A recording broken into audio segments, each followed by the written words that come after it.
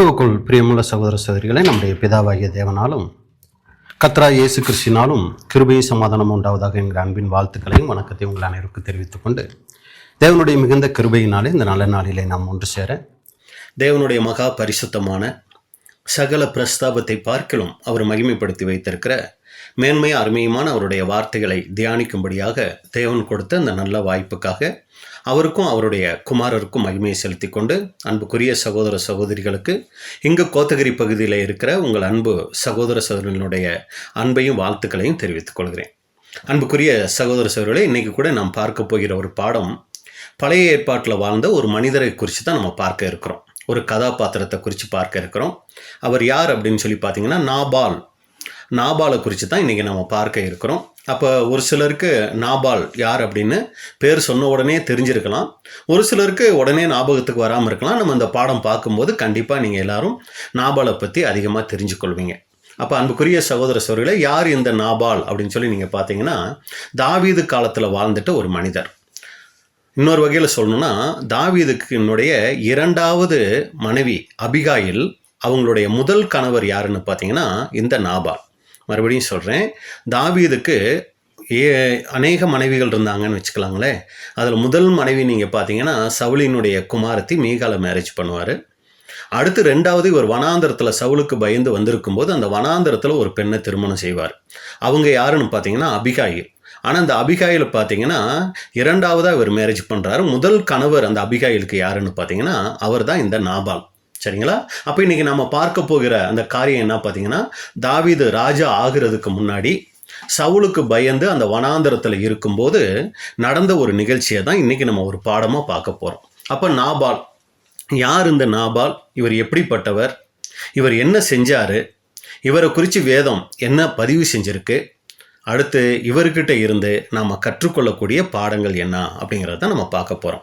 அப்போ அன்புக்குரிய சகோதர சகோதரிகளே, வேதத்தில் இது போன்ற அநேக கதாபாத்திரங்கள் இருக்கிறாங்க. நம்மளும் கூட அநேக கதாபாத்திரங்களை சென்ற நாட்களில் பார்த்துருக்குறோம். அப்போ இது போன்ற கதாபாத்திரங்களை பார்க்குறதோட நோக்கம் என்ன அப்படின்னு சொல்லி பார்த்தீங்கன்னா, இதன் மூலமாக வேதத்தினுடைய பின்னணிகளையும் கொஞ்சம் நம்ம தெரிஞ்சுக்கிறோங்க. அடுத்து இந்த கதாபாத்திரங்களை பார்க்கும்போது வேதத்தை நம்ம தனிப்பட்ட முறையில் வாசிக்கும் போது அந்த சூழ்நிலையை புரிஞ்சுக்கிறதுக்கும் இன்னும் அதிகமாக தெரிஞ்சுக்கிறதுக்கும் இது போன்ற கதாபாத்திரங்களை நம்ம பார்க்குறது நம்முடைய வேத வாசிப்புக்கு, வேத தியானத்துக்கு, நம்முடைய ஆவிக்குரிய ஜீவியத்துக்கு கூட ரொம்ப பிரயோஜனமான ஒரு காரியமாக இருக்கும். அப்போ இந்த நாபாலை குறித்து வேதத்தில் எங்கே பதிவு பண்ணியிருக்கு அப்படின்னு சொல்லி பார்த்தீங்கன்னா 1 சாமுவேல் புஸ்தகம் 25ஆம் அதிகாரம் 2வது வசனத்திலிருந்து 38வது வசனம் வரைக்கும் கிட்டத்தட்ட 36 வசனங்கள் இந்த நாபாலை குறித்த சம்பவம் அங்கே பதிவு பண்ணியிருக்கு. நீங்கள் ஃப்ரீயாக இருக்கும்போது என்ன பண்ணுங்கன்னா இந்த பகுதிகளை, அதாவது 1 சாமுவேல் 25ஆம் அதிகாரம் 2லிருந்து 38 வரைக்கும், ஒரு சமயம் இந்த இது முடிஞ்ச உடனே, இந்த கூடுகம் முடிஞ்ச உடனே கூட நீங்கள் எடுத்து ஒரு தடவை வாசிச்சிட்டிங்கன்னா இந்த சம்பவம் உங்களுக்கு மறக்கவே மறக்காது, மனசில் நல்லா பதிஞ்சிடும். அப்போ இந்த நாபாலை குறித்து ஒரு 36 வசனங்கள் அங்கே இருக்குது. இவர் பேர் கிட்டத்தட்ட பார்த்தீங்கன்னா ஒரு 19 தடவை வேதத்தில் பதிவு செய்யப்பட்டிருக்கு. அப்போ அன்புக்குரிய சகோதர சகோதரிகளை, இங்கே நம்ம பார்க்கும்போது அந்த 25ஆம் அதிகாரம் 2வது வசனத்தில் நீங்கள் பார்த்தீங்கன்னா ஒரு மனுஷன் இருந்தான்னு சொல்லி ஆரம்பிக்கும் நாபாலை குறித்து. அந்த 25ஆம் அதிகாரம் 38வது வசனத்தில் பார்த்தீங்கன்னா அவன் செத்தான்னு இருக்கும். அப்போ 2வது வசனத்தில் ஆரம்பித்து 38வது வசனத்தில் இவருடைய வாழ்க்கை என்ன ஆகுதுன்னா அங்கே முடிவுக்கு வரதை பார்க்குறோம். அதனால இந்த ஒரு குறிப்பிட்ட இந்த 36 வசனங்கள் இருக்கிறதுனால, ரொம்ப குறைவான வசனங்கள் இருக்கிறதுனால நம்ம என்ன பண்ணலாம்னா இவரை பற்றி முழுசாக தெரிஞ்சுக்கிறதுக்கு நமக்கு மிகப்பெரிய ஒரு வாய்ப்பாக இருக்குங்க. அப்போ அந்த வகையில் நம்ம பார்க்கும்போது இந்த நாபால் எப்படிப்பட்டவர் அப்படின்னு வேதம் சொல்லுதுன்னா, இவருடைய அறிமுகம் பாருங்கள், வேதத்தில் எப்படி அறிமுகம் ஆகிறார் அப்படின்னா 1 சாமுவேல் 25ஆம் அதிகாரம் 2வது வசனம். 1 சாமுவேல் 25:2. மாகோனிலே ஒரு மனுஷன் இருந்தான். அவனுடைய தொழில்துறை கர்மேலில் இருந்தது. அந்த மனுஷன் மகாபாரி குடித்தனக்காரனாயிருந்தான். அவனுக்கு 3000 ஆடும் 1000 வெள்ளாடும் இருந்தது. அவன் அப்பொழுது கர்மேலில் தன் ஆடுகளை மயிர் கத்தரித்து கொண்டிருந்தான். இதுதான் நாபாலை குறித்த அறிமுகம். வேதத்தில் இப்படி தான் அறிமுகமாகிறாரு. அப்போ பாருங்க, மாகோனிலே ஒரு மனுஷன் இருந்தான் அப்படிங்கும்போது அவனுடைய தொழில்துறை கர்மேலில் இருந்தது. இது இன்னொரு மொழிபெயர்ப்பில் நம்ம பார்க்கும்போது மாகோன் நகரத்திலே ஒரு பெரிய பணக்காரன் இருந்தான். அதான் பாருங்க, மகா பாரி குடித்தனக்காரனாக இருந்தான் அப்படின்னு இருக்கு இல்லைங்களா? அந்த தமிழ் நமக்கு புரியாது. ஆனால் இன்னொரு எளிய தமிழில் நம்ம பார்க்கும்போது அவர் ஒரு பெரிய பணக்காரராக இருந்தார். அவர் கர்மேலிலே தொழில் செய்து வந்தான். இங்கே நம்ம பார்க்குறோம் அவனுடைய தொழில்துறை கர்மேலில் இருந்ததுன்னு நம்ம பைபிளில் இருக்கு இல்லைங்களா. இன்னொரு மொழிபெயர்ப்பில் பார்க்கும்போது அவர் கர்மேலில் தான் என்ன பண்ணிட்டு இருக்கிறாருன்னா தொழில் செஞ்சுட்டு வந்துட்டு இருக்கிறாரு. அடுத்து நம்ம பார்க்குறோம் அவருக்கு 3000 ஆடுன்னு இருக்கு. ஆனால் இங்கே நம்ம இன்னொரு மொழிபெயர்ப்பில் பார்க்கும்போது அவருக்கு 3000 செம்மறி ஆடு அப்படின்னு இருக்கு. அப்புறம் பார்த்தீங்கன்னா 1000 வெள்ளாடு இருந்துச்சு. இந்த சமயத்தில் இந்த சம்பவம் நடந்த நேரத்தில் அவர் என்ன பண்ணியிருக்கிறாருன்னா முக்கியமான ஒரு காரியம் செஞ்சுட்டு இருந்திருக்கிறார். அது என்ன நம்ம பார்க்கும்போது கர்மேலில் தன் ஆடுகளை மயிர் கத்தரித்து கொண்டு இருந்தான். இதான் அன்புக்குரிய சகோதர சகோதரிகளே இந்த நாபாலை குறித்த அறிமுக வசனம். அப்போ இதுல இருந்து நம்ம தெரிஞ்சுக்கிற விஷயம் என்னன்னா நாபால் யார் அப்படின்னா அவர் ஒரு மிகப்பெரிய பணக்காரர். அவருக்கு 3000 செம்மறி ஆடு இருந்திருக்கு. அடுத்து 1000 வெள்ளாடு இருந்திருக்கு. அப்போ இவ்வளவு இருக்கும்போதே அநேக வேலைக்காரர்கள் அவருக்கு இருந்திருப்பாங்க. அடுத்து நிறைய நிலங்கள் என்ன ஆயிருக்கும், ஏன்னா அந்த ஆடுகளெல்லாம் வச்சு மேய்ச்சி அதுங்களாம் இருக்கிறதுக்கு இடம் இருக்கணும் இல்லைங்களா. அப்போ அநேக நிலங்கள் அவருக்கு இருந்திருக்கும் அப்படின்னு கூட பார்க்குறோம். அடுத்து முக்கியமாக அந்த வசனத்தில் நம்ம கவனிக்க வேண்டிய விஷயம் என்னன்னா அவர் தன்னுடைய ஆடுகளுக்கு என்ன பண்ணிட்டு இருந்திருக்கிறாருங்க, மயிர் கத்தரித்து கொண்டு இருந்தார். அப்படிங்கும்போது இந்த 3000 செம்மறி ஆடு இருக்கு இல்லைங்களா, அந்த 3000 செம்மறி ஆடுகளில் விசேஷமாக ஆடுகள் எப்படி இருக்கும்னா நிறைய அந்த முடி உள்ளதாக இருக்கும். அதுக்கு என்ன சொல்லுவாங்கன்னா கம்பளி ஆடுகள் அப்படின்னு கூட அதுக்கு பேர். அப்போ அந்த ஒரு குறிப்பிட்ட வருடம் வரும்போது அந்த தோல் அந்த முடி அதுக்கு அதிகமாக வளரும் போது என்ன பண்ணுவாங்கன்னா அந்த ஒரு குறிப்பிட்ட நாளில் அந்த தோலில் இருக்கிற அந்த முடிகளை எல்லாம் என்ன பண்ணுவாங்கன்னா வெட்டுவாங்க. வெட்டி அதை கம்பளி செய்கிறதுக்கு என்ன பண்ணுவாங்கன்னா பயன்படுத்துவாங்க. இது அந்த ஆட்டினுடைய அந்த கம்பளிக்கு வந்து மிகப்பெரிய ஒரு வருமானம் அந்த நாட்களில் அந்த எஜமானனுக்கு அந்த ஆடுகள் கொடுத்துட்டு இருந்துச்சுங்களாம். அப்போ அன்புக்குரிய சகோதர சகோதரிகளே அப்போங்க அவன் தன்னுடைய கர்மேலிலே தன்னுடைய செம்மறி ஆடுகளுக்கு மயிர் கத்தரித்து கொண்டிருந்தான். அப்படிங்கிறதுனுடைய விளக்கம் என்ன அப்படின்னு சொல்லி நீங்கள் பார்த்தீங்கன்னா எப்படி இந்த விவசாயிகளுக்கு இந்த அறுவடை செய்கிற நாள் ரொம்ப விசேஷித்த நாளாகவும் ஒரு பண்டிகை நாளாகவும் இருக்குமோ. இப்போ நம்ம தமிழர்களில் கூட பார்த்தீங்கன்னா இந்த பொங்கல் பண்டிகை தை திருநாளை எதுக்கு கொண்டாடுறாங்கன்னா ஒரு அறுவடை நாளாக தான் அதை ரொம்ப விசேஷமாக கொண்டாடுறாங்க. அது மாதிரி இந்த மேய்ப்பர்களுக்கு எந்த தினம் வந்து ரொம்ப சந்தோஷமான நாள் அப்படின்னு சொல்லி பார்த்தீங்கன்னா இந்த ஆடுகளுக்கு இந்த மயிர் கத்தரிக்கிற நாள் வந்து அப்படி ஒரு விசேஷித்த நாளுங்களாம். அதை வந்து என்ன பண்ணுவாங்கன்னா ஒரு விழாவை போல கொண்டாடுவாங்களாம். நிறைய பேருக்கு விருந்து என்ன பண்ணுவாங்கன்னா பரிமாறுவாங்க. ரொம்ப மகிழ்ச்சியாக அந்த நாட்களை கொண்டாடுவாங்க. அடுத்து நீங்கள் பார்த்தீங்கன்னா இது போன்ற அந்த பணக்காரர்கள் என்ன பண்ணுவாங்கன்னா தங்களுடைய வேலைக்காரர்களுக்கு தங்களுடைய நண்பர்களுக்கு விருந்தினர்களுக்கெல்லாம் பார்த்தீங்கன்னா நிறைய உணவுகள் என்ன பண்ணுவாங்கன்னா அங்கே கொடுப்பாங்க அப்படின்னு கூட பார்க்குறோம். அடுத்து நீங்கள் பார்த்தீங்கன்னா இது வந்து ரொம்ப ஒரு செழிப்பையும் நல்ல ஒரு வருமானத்தையும் குறிக்கக்கூடியதா அந்த நாள் அங்கே காணப்படுது. ஏன்னா சும்மா நம்ம ஆடுக்கு மயிர் கத்தரிச்சாங்கன்னு மட்டும் பார்த்தோம்னா இதை பற்றி நம்ம முழுசாக புரிஞ்சிக்க முடியாதுங்க. அப்போ அங்கே என்னெல்லாம் நடந்துச்சு அப்படிங்கிறத நம்ம தெரிஞ்சுக்கும் போது தான் இதை நம்ம புரிஞ்சிக்க முடியும். அப்போ நம்ம ஃபஸ்ட்டு இந்த வசனத்தினுடைய விளக்கம் என்னன்னா ஒரு மிகப்பெரிய பணக்காரர் ஒருத்தர் இருக்கிறாரு. அவர் வந்து எங்கே அவருடைய தொழில் இருக்குன்னா கர்மேல் அப்படிங்கிற இடத்துல தான் அவர் அங்கே தொழில் செஞ்சுட்டு இருக்கிறாரு. அவருக்கு நீங்கள் பார்த்தீங்கன்னா 3000 செம்மறி ஆடு இருக்குது, 1000 வெள்ளாடு அங்கே இருக்குது அப்படின்னு பார்க்குறோம். அவர் அந்த நேரத்தில் ஒரு மிகப்பெரிய வேலை செஞ்சுக்கிட்டு இருக்கிறாரு. தன்னுடைய ஆடுகளுக்கு மயிர் கத்தரிக்கிற வேலை. அந்த நாள் வந்து ரொம்ப சந்தோஷமான நாள், ரொம்ப விருந்து கொண்டாடக்கூடிய ஒரு நாள். விருந்துன்னா சாதாரண விருந்து இல்லைங்க. இந்த அதிகாரத்தில் அந்த கடைசி வசனம் அந்த 25ஆம் அதிகாரம் 38வது வசனம் நாபால் சாகிறதுக்கு முன்னாடி இருக்கிற அந்த வசன பகுதிகளில் நீங்கள் பார்த்தீங்கன்னா ராஜ விருந்துக்கு ஒப்பான ஒரு விருந்து அப்படின்னு வசனம் வருங்க. அப்போ பார்த்தீங்கன்னா ராஜா ஒரு விருந்து வச்சாருன்னா எப்படி இருக்குமோ அதுபோல ஒரு விருந்து வச்சு என்ன பண்ணுறாருன்னா அவர் அங்கே ஒரு மகிழ்ச்சியான காரியங்களில் செயல்பட்டுக்கிட்டு இருக்கிறார். இதான் இந்த முதல் வசனத்தில் நம்ம பார்க்குற காரியம். இப்போ அடுத்து தான் இந்த நாபாலினுடைய பெயர் அவருடைய குடும்பம் என்ன ஆகுதுன்னா அடுத்த அந்த 25ஆம் அதிகாரம் 3வது வசனத்தில் பதிவு பண்ணியிருக்கு. அதை நம்ம பார்ப்போம். 1 சாமுவேல் 25ஆம் அதிகாரம் 3வது வசனம். அந்த மனுஷனுக்கு நாபால் என்றும் அவன் மனைவிக்கு அபிகாயில் என்றும் பெயர். அந்த ஸ்திரீ மகா புத்திசாலியும் ரூபவதியுமாயிருந்தாள். அந்த புருஷனோ முருடனும் துராக்கிருதனுமாயிருந்தான். அவன் காலேபுடைய சந்ததியான். அப்ப அன்புக்குரிய சகோதர சகோதரிகளை இந்த 2வது வசனத்துல நம்ம பார்க்கிறோம் இந்த நாபாலை பற்றியும் அவருடைய குடும்பத்தை பற்றியும் நம்ம பார்க்கிறோம். அப்ப இந்த நாபால் யார் அப்படின்னு சொல்லி நீங்க பாத்தீங்கன்னா அவர் ஒரு காலேபின் சந்ததியான்.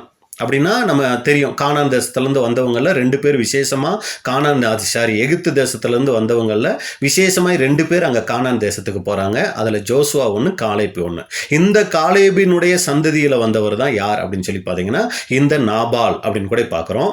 இவருடைய பெயர் நாபால்னு அடுத்து இங்கே வசனத்தில் பதிவு செய்யப்பட்டிருக்கு. அடுத்து பார்த்தீங்கன்னா இவருடைய மனைவியின் பேர் அங்கே பதிவு செய்யப்பட்டிருக்கு. யார் அப்படின்னு சொல்லி நம்ம பார்க்கும்போது இவங்க மனைவியின் பேர் தான் அபிகாயில் அப்படின்னு பார்க்குறோம். இந்த அபிகாயில் எப்படிப்பட்டவர் அப்படின்னு சொல்லி பார்த்தீங்கன்னா, இங்க வசனத்துல நம்ம பார்க்கும்போது அவள் மகா புத்திசாலியும் ரூபவதியுமாய் இருந்தாள் அப்படின்னு இருக்கு. இன்னொரு மொழிபெயர்ப்புல பார்த்தீங்கன்னா, அவள் புத்திசாலி, அழகானவள். பாருங்க அன்புக்குரிய சகோதர சகோதரிகளே, இந்த நாபாலுக்கு இருக்கிற மிகப்பெரிய ஆசீர்வாதத்தை நம்ம அங்க பார்க்கிறோம். அவருடைய ஒரு மனைவி, அந்த மனைவி எப்படிப்பட்டவர் அப்படின்னு சொல்லி பார்த்தீங்கன்னா, புத்திசாலி மட்டுமல்ல அழகானவங்கன்னு பார்க்குறோம். இது இரண்டுமே ஒரு பெண்ணுக்கு இருக்கிறது ரொம்ப அபூர்வங்க. ஒரு சில சகோதரிகள் பெண்கள் நீங்க பார்த்தீங்கன்னா ரொம்ப அழகா இருப்பாங்க, ஆனா ஞானத்துல கொஞ்சம் குறைவுபட்டவங்களா இருப்பாங்க.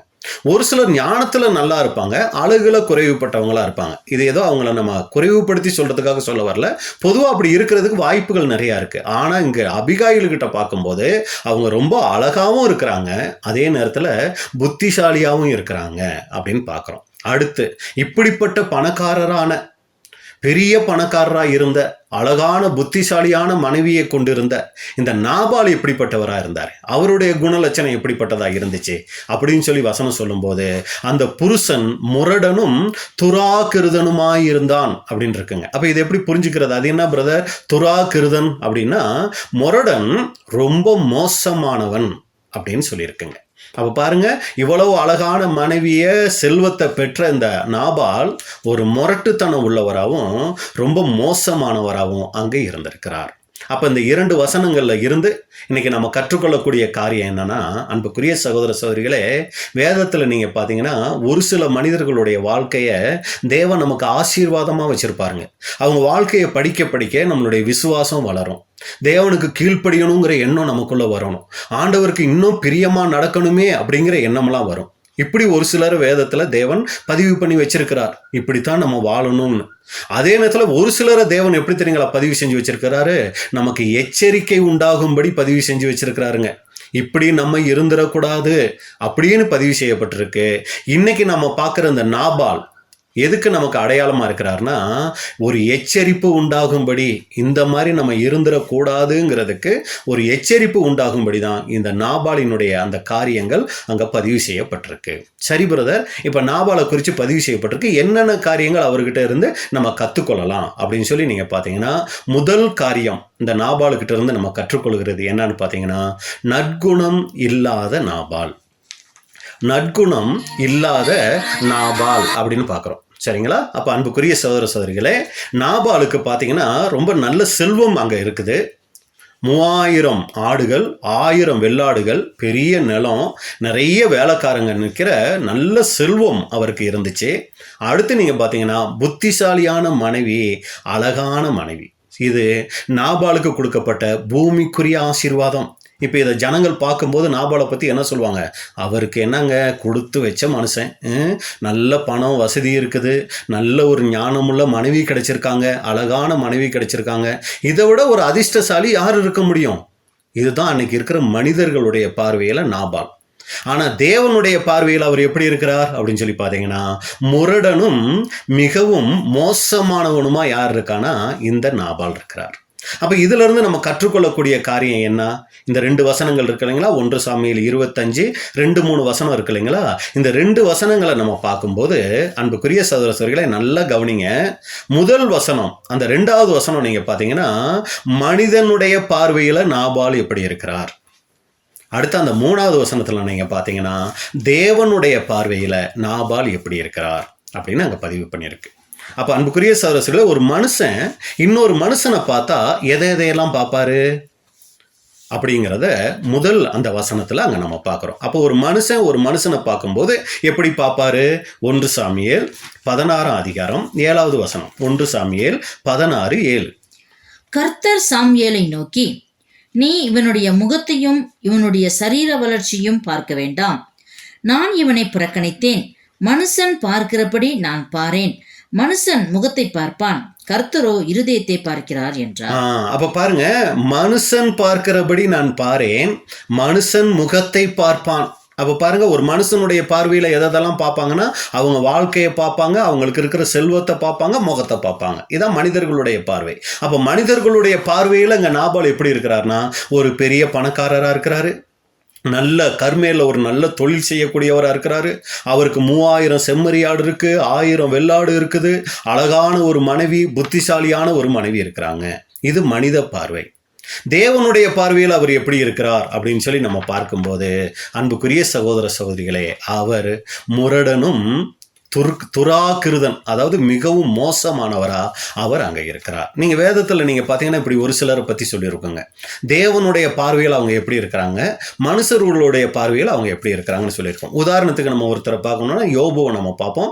நிறைய நேரங்களில் இதை சொல்லியிருக்கிறோம், இருந்தாலும் இப்போ அதை ஞாபகப்படுத்திக் கொள்ளலாம். பாருங்கள், மனிதர்களுடைய பார்வையில் யோபு எப்படி இருந்தார். யோபு 1:2-3 யோபு 1:2 மற்றும் 3 அவனுக்கு 7 குமாரரும் 3 குமாரத்திகளும் பிறந்தார்கள். அவனுக்கு 7000 ஆடுகளும் 3000 ஒட்டகங்களும் 500 ஏர் மாடுகளும் 500 கழுதைகளும் ஆகிய மிருக ஜீவன்கள் இருந்ததுமன்றி திரளான பணிவிடைக்காரரும் இருந்தார்கள். அதனால் அந்த மனுஷன் கிழக்கத்தி புத்திரர் எல்லாரிலும் பெரியவனாயிருந்தான். பாருங்க, இது மனிதர்களுடைய பார்வையில யோபுவை குறித்து சொல்லியிருக்கங்க. அதாவது நீங்கள் பொதுவாக இன்னொரு மனிதர்களை பார்க்கும்போது அவங்களுக்கு சொந்த வீடு இருக்குதா, பேங்க் பேலன்ஸ் எவ்வளவு இருக்குது, தோட்டங்கள் எவ்வளவு இருக்குது, இதை தான் பார்ப்பாங்க மனிதர்கள், இல்லைங்களா? அப்போ மனிதர்களுடைய பார்வையில் யோபு எப்படி இருந்தார்னு சொல்லிட்டு தேவனுடைய பார்வையில் யோபு எப்படி இருக்கிறார் அப்படிங்கிறத யோபு 1:1 நம்ம வாசிக்கலாம். யோபு 1:1. ஊர்ஸ் தேசத்திலே யோபு என்னும் பெயர் கொண்ட ஒரு மனுஷன் இருந்தான். அந்த மனுஷன் உத்தமனும் சன்மார்க்கனும் தேவனுக்கு பயந்து பொல்லாப்புக்கு விலகிறோனுமாய் இருந்தான். பாருங்க, இது தேவனுடைய பார்வையில யோபு எப்படி இருந்தார்னு சொல்லப்பட்டிருக்கு. எப்படி பிரதர் நீங்க சொல்றீங்க அப்படின்னா, இதுக்கு பின்னாடி வர வசனங்கள்ல பாத்தீங்கன்னா, சாத்தான தேவன் அங்க கேட்கும்போது என்ன கேட்பார்னா, பூமி எங்கு சுற்றி திரிந்து வருகிறாயா, என் தாசனாகிய யோபின் மேல் கவனம் வைத்தாயா அப்படின்னு சொல்லிட்டு பாருங்க, யோபுவை பத்தி அங்க ஒரு சாட்சி கொடுப்பாரு. அதே யோபு 1:8 யோபு 1:8.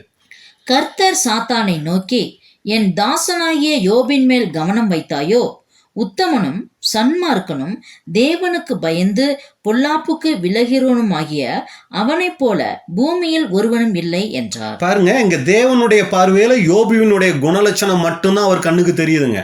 இப்போ தேவன் இதையெல்லாம் சொன்னாரா? யோபுக்கு 7 பசங்க இருக்காங்க, 3 பொண்ணுங்க இருக்காங்க, அவருக்கு 7000 ஆடு இருக்கு, 3000 ஒட்டகம் இருக்கு, இதெல்லாம் தேவன் சொல்லவே இல்லை. பாருங்க, தேவன் எதை பார்க்கிறாரோ அதை மட்டும்தான் அவர் அங்கே பதிவு பண்ணியிருக்கிறார். ஆனால் மேல் வசனத்தில் பார்க்கும்போது மனிதர்களுடைய பார்வையில் யோபு எப்படி இருந்தார், ஆனால் தேவனுடைய பார்வையில் அவர் எப்படி இருக்கிறார். அதே தான் இங்கேயும் அன்புக்குரிய சகோதர சகோதரிகளை பார்க்குறோம். மனிதர்களுடைய பார்வையில் நாபால் எப்படி இருக்கிறாரு? பெரிய பணக்காரராக இருக்கிறாரு, அழகான மனைவி, புத்திசாலியான மனைவி, அநேக வேலைக்காரர்கள் இருக்கிறாங்க. ஆனால் தேவனுடைய பார்வையில் அவர் முரடனும் மிகவும் மோசமானவருமாய் இருக்கிறார். அப்போ இதில் நமக்கு என்ன பாடம் அப்படின்னு சொல்லி பார்த்தீங்கன்னா, அன்புக்குரிய சகோதர சகோதரர்களே, இன்னைக்கு உலகம் பார்த்தீங்கன்னா ஒரு மனுஷனை எப்படி மதிக்கும் அப்படின்னா, அவருக்கு இருக்கிற பணத்தை வச்சு, அவருக்கு இருக்கிற பதவியை வச்சு, அவருக்கு இருக்கிற சொத்தை வச்சு, அவருக்கு இருக்கிற படிப்பை வச்சு தான் இந்த உலகம் என்ன தெரியுங்களா பண்ணும், ஒரு மனுஷனை மதிப்பிடும். அதை வச்சு தான் ஒரு மனுஷனுக்கு சொல்லும், அவருக்கு என்னங்க கொடுத்து வச்ச மகராசன், பாக்கியவான் அப்படின்னு சொல்லி இந்த உலகம் சொல்லும். ஆனால் தேவனுடைய பார்வையில் பார்த்தீங்கன்னா, அவர் இந்த பூமிக்குரிய ஐஸ்வர்யங்களையோ பூமிக்குரிய மேன்மைகளையோ வச்சு ஒரு மனுஷனை பார்க்கறதே கிடையாதுங்க.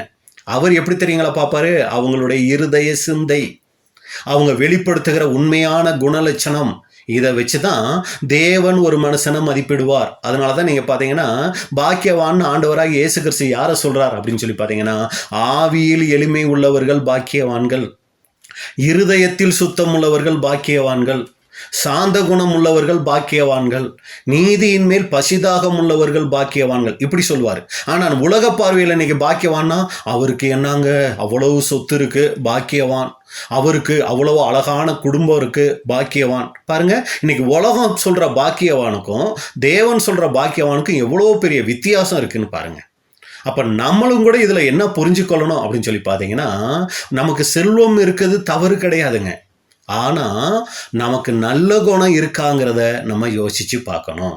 பணத்தை விட நாம் நமக்குள்ள நல்ல குணத்தை எந்த அளவுக்கு வளர்த்துருக்கோங்கிறத யோசிக்கணும். பொதுவாகவே இன்னைக்கு மனிதர்கள் ஒவ்வொரு காரியங்கள் நடக்க என்ன தெரியுங்களா யோசிக்கிறாங்க, எனக்கு எவ்வளவு செல்வம் இருக்குது, இன்னொருத்தவங்களை பார்க்கும்போதும் கூட இந்த சொத்துக்களை பற்றி தான் பேசுகிறத நம்ம பார்க்குறோம். என்னங்க, இன்னும் வாடகை வீட்டில் தான் இருக்கீங்களா, இன்னும் சொந்த வீடு வாங்கலையா, ஏதாவது இடம் வாங்கி போட்டிருக்கீங்களா, இதைத்தான் யோசிப்பாங்க. ஆனால் ஒரு தேவனுடைய பிள்ளை என்ன தெரியுங்களா யோசிக்கணும், சத்தியத்துக்குள்ளே வந்து தேவனை அறிஞ்சு கொண்டு 1 வருஷம் ஆச்சே, எனக்குள்ளே எவ்வளவு நல்ல குணம் வளர்ந்துருக்குது, எவ்வளவு கெட்ட குணத்தை நான் குறைச்சிருக்கிறேன், எந்த அளவுக்கு தேவன் என்னை பார்த்துக்கிட்டு இருக்கிறாருங்கிற உணர்வு எனக்குள்ள வந்திருக்கு. இதைத்தான் அன்புக்குரிய சகோதர சகோதரிகளே, ஒரு தேவனுடைய பிள்ளை சிந்திக்கணும். பணம் இருக்கலாம், தவறு கிடையாது. ஆனா பணிவை நம்ம இழந்துடக்கூடாது. நல்ல குணலட்சணங்களை வளர்க்கறதுல தான் ரொம்ப கவனமா இருக்கணும். ஒருபோதும் நமக்கு இருக்கிற சொத்துக்களை வச்சு நம்ம சந்தோஷப்படக்கூடாது. இதையெல்லாம் ஒரு நாள் நம்ம விட்டுட்டு தான் போக போறோம். ஆனா நல்ல குணத்தை வளர்த்திருந்தோம்னா அது நம்மளை பரலோகம் கொண்டு போய் சேர்க்கும். இதெல்லாம் அழிஞ்சு போயிடும். ஆனா அன்போ ஒரு காலும் ஒழியாது. அப்படின்னா அந்த நல்ல குணத்துக்கு தான் தேவன் அழியாமையை கொடுக்க போறார். அன்புக்குரிய சகோதர சகோதரிகளே, தேவ பயமும் நல்ல குணமும் தான் தேவனுடைய பார்வையில ஒரு மனுஷனை உயர்வானவனா அங்க பார்க்க வைக்கும். அப்ப இந்த நாபாலுக்கிட்ட இருந்து நம்ம பார்த்துட்ட முதல் காரியம், இவர்கிட்ட நல்ல குணம் இல்லை, இவர் ஒரு முரடன், அடுத்து மிகவும் மோசமானவர் அப்படின்னு பார்க்குறோம். அப்போ இதில் நமக்கு என்ன பாடம்னா, நமக்கு இன்னைக்கு நிறைய படிப்பு இருக்கலாம், நல்லா படித்தவங்களா நம்ம இருக்கலாம், நமக்கு பெரிய வேலைகள் நிறைய சம்பாத்தியம் இருக்கலாம், நமக்கு ஆவிக்குரிய ஜீவித்தில் நிறைய தாளந்துகள் உள்ளவங்களா நல்ல ஊழியம் செய்யக்கூடியவங்களா நம்ம இருக்கலாம். சரிங்களா? நிறைய இடங்களுக்கு போய் ஊழியம் செய்யக்கூடியவங்களா இருக்கலாம். இதையெல்லாம் சகோதர சகோதரிகள் தான் பார்ப்பாங்க, மற்ற உலகத்தார் தான் பார்ப்பாங்க. ஆனால் தேவன் எதை தெரியுங்களா பார்ப்பாரு?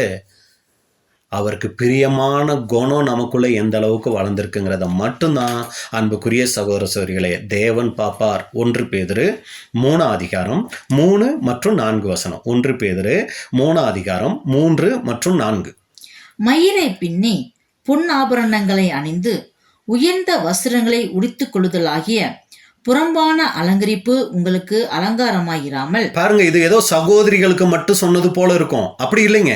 பொதுவாகவே ஒரு மனிதனுடைய வெளிப்பார்வையை குறித்து இங்க சொல்லியிருக்கு. அந்த கோணத்தில் நம்ம பார்க்கணுங்க. இதை ஒரு தேவன் ஒரு மனுஷனுடைய வெளிப்பிரகாரமான காரியங்களுக்கு எவ்வளவு முக்கியத்துவம் கொடுக்கிறார், உள்ளான நிலைகளுக்கு எவ்வளவு முக்கியத்துவம் கொடுக்கிறார் அப்படிங்கும்போது இங்க பெண்களை மையப்படுத்தி சொல்லியிருந்தாலும் இது சகோதரர்களுக்கும் ஏற்ற ஒரு காரியம் தாங்க.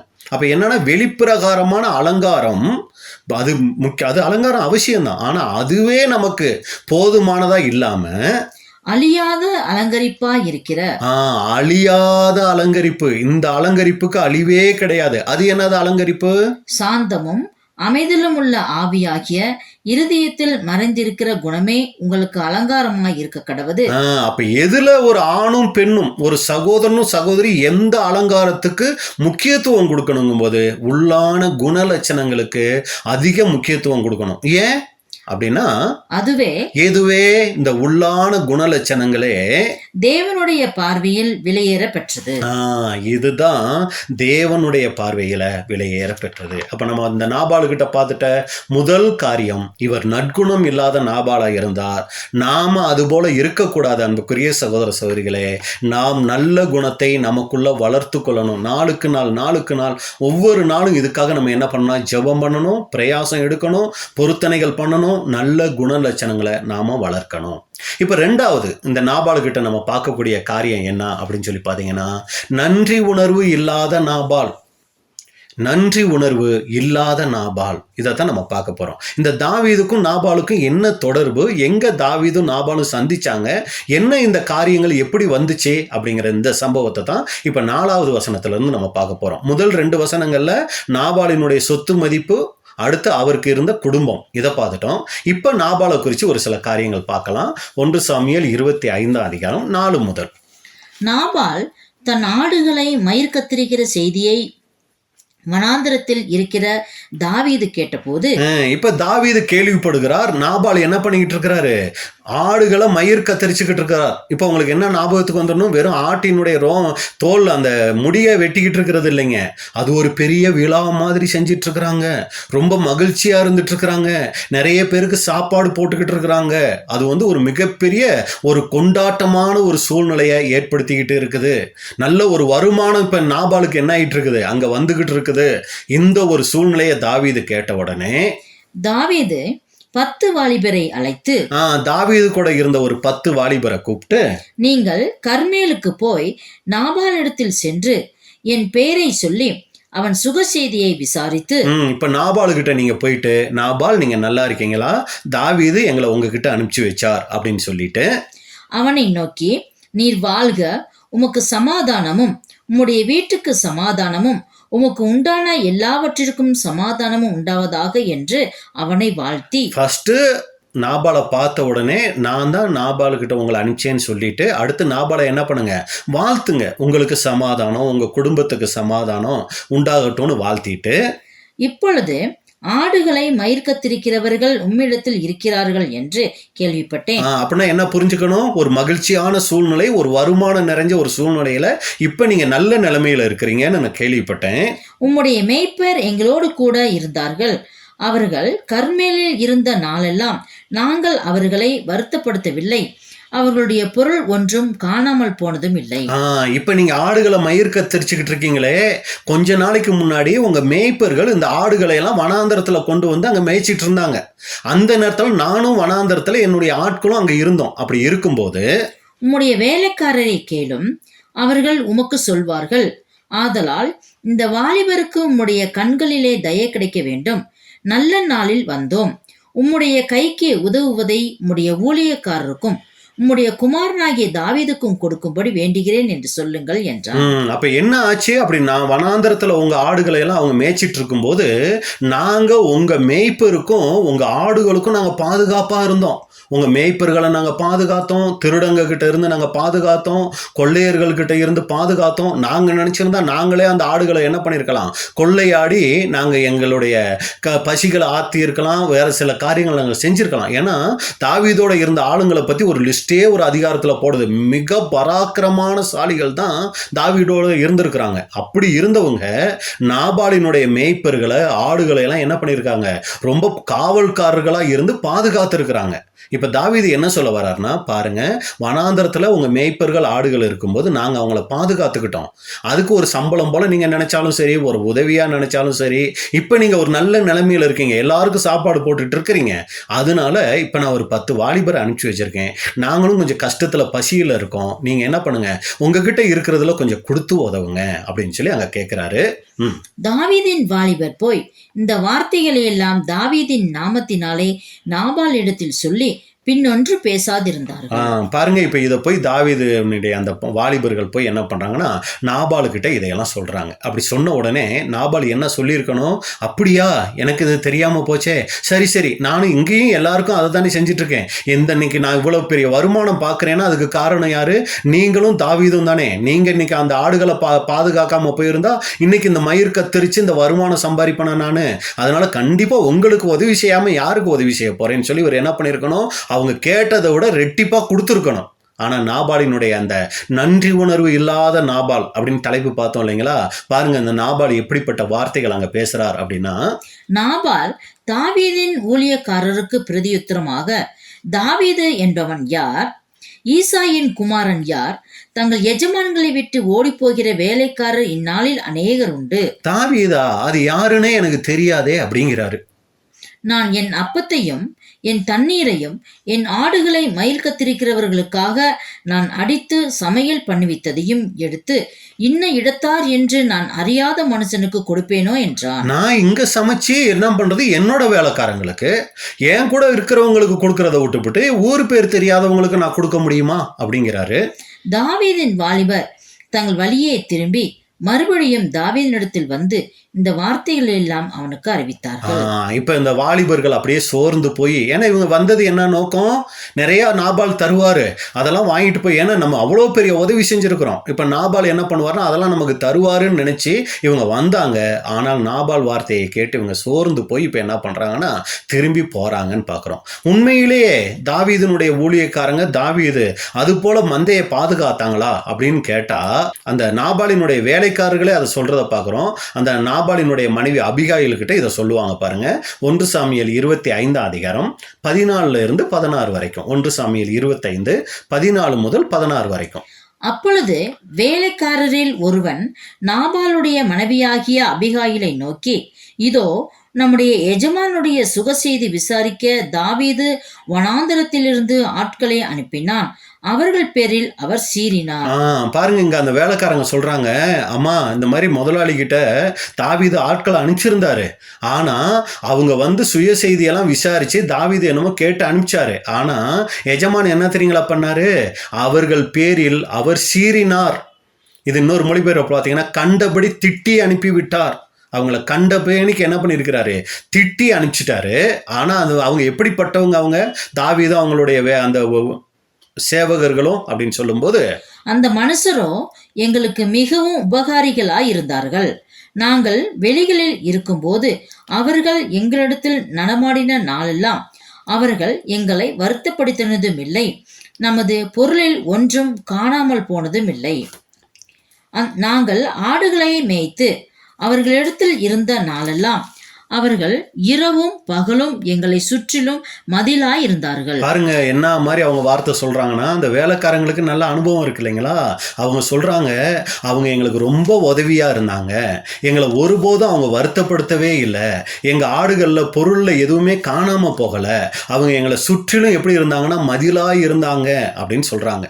அந்த வேலைக்காரங்களுக்கு இருந்த அந்த நன்றி உணர்வு கூட பாருங்க, இவங்களுக்கு எந்த லாபமும் இல்லை வேலைக்காரங்களுக்கு. ஆனால் இப்போ பெரிய வருமானம் யார் பார்க்குறா, முதலாளியாகிய நாபால் பார்க்குறார். ஆனால் அந்த நாபாலுக்கு கொஞ்சம் கூட அந்த நன்றி உணர்வு இல்லைன்னு பார்க்குறோம். அப்போ இங்கே பாருங்க, அந்த நாபால் பார்க்குறோம், நன்றி உணர்வு இல்லாத நாபால்.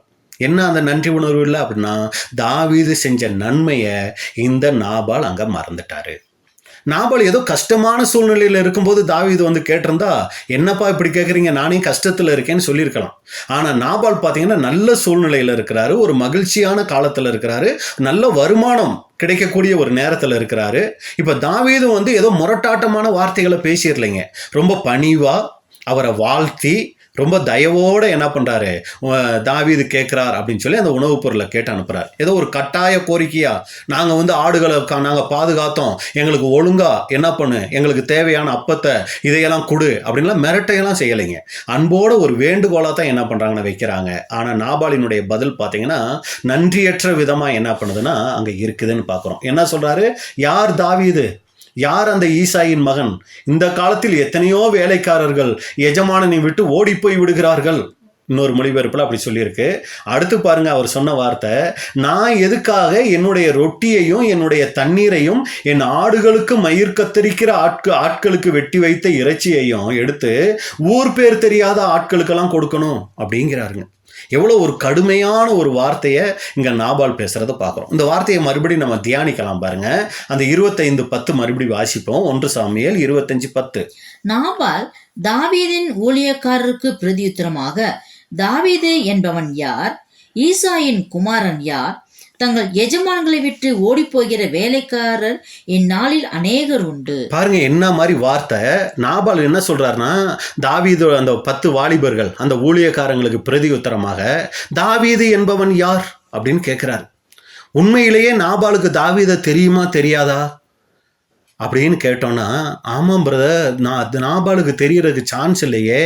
ஏன்னா நாபால் இருக்கிறது கர்மேல் இல்லை, தாவீது இருக்கிறது வனாந்தரத்தில். அப்போ ஆடுகளை மேய்ச்சது நாபாலினுடைய வேலைக்காரங்க தானே அங்கே போய் ஆடுகளை மேய்ச்சாங்க. தாவீது பாதுகாத்தது, அந்த வேலைக்காரங்க தாவீதினுடைய ஆட்கள்லாம் பாதுகாத்தது நாபாலுக்கு எப்படி தெரியும்? இவங்க சொல்லியிருந்தா தானே தெரியும், சொல்லாமல் எப்படி தெரியும் அப்படின்னு சொல்லி நீங்கள் கேட்டிங்கன்னா, அவங்க சொல்லாமலே இருக்கட்டும், இருந்தாலும் தாவீது யாருங்கிறது நாபாலுக்கு தெரியாதா அப்படின்னு சொல்லி பார்த்தீங்கன்னா, தாவீது யாருங்கிறது நாபாலுக்கு நல்லா தெரியுங்க. எப்படி பிரதர் சொல்கிறீங்க அப்படின்னா, தாவீது சாதாரண ஆள் இல்லைங்க. அன்னைக்கு தேசத்தையே ஒரு கலக்குனவர் தாவீது. எப்படி, கோலியாத்தை தாவீது கொன்னப்ப அந்த தேசமே என்ன ஆயிடுச்சு தெரியுங்களா, பரபரப்பாக ஒருத்தரை குறித்து பேசுச்சுன்னா அது தாவீதை குறித்து தான். சவுலினுடைய அந்த படை வீரர்கள் எல்லாரும் திகைச்சு நிற்கிறாங்க. 40 நாளாக கோலியாத்து வந்து அங்கே வீரவசனம் பேசிக்கிட்டு இருக்கிறாரு. என்ன பண்ணுறதுனே தெரியல. ஒரு சின்ன ஆடு மேய்ச்சிக்கிட்டு இருந்த பையன் போய் கோலியாத்தை கொன்னுட்டாராம். எவ்வளவு ஃபேமஸாக இருந்திருக்கும். ஏன்னா அந்த தேசத்தில் இருந்த பெண்களெல்லாம் ஆடி பாடுகையில் என்னன்னு சொன்னாங்க, தாவீது கொன்னது 10,000, சவுல் கொன்னது 1000ன்னு சொன்னதுனால தானே சவுலுக்கு பொறாமையே தாவீது மேலே வந்துச்சு. அப்போ அத்தனை பேருக்கு தெரிஞ்சிருக்கும் போது அதே ஊரில் இருக்கிற நாபாலுக்கு தெரியாதா தாவீது யாருன்னு? அடுத்து நீங்கள் பார்த்தீங்கன்னா, தாவீது என்ன சாதாரண ஆளா? சவுல் ராஜா, அந்த தேசத்துக்கே ராஜா சவுல், அவருடைய மருமகன் தாவீது. ஏன்னா தாவீது சவுலோட இருக்கும்போதே மீகால சவுல் என்ன பண்ணிட்டாருங்க, திருமணம் பண்ணி வச்சுட்டாரு. இது அந்த ஆசாரியன் கூட சொல்லுவார் பாருங்க. அப்பங்கேட்டு தாவீது அங்கே போகும்போது அந்த ஆசாரியன் அபியத்தார் சொல்லுவார், நான் யாருக்கு இதை கொடுக்குறேன், ராஜாவோட மருமகனுக்கு தானே பாரு.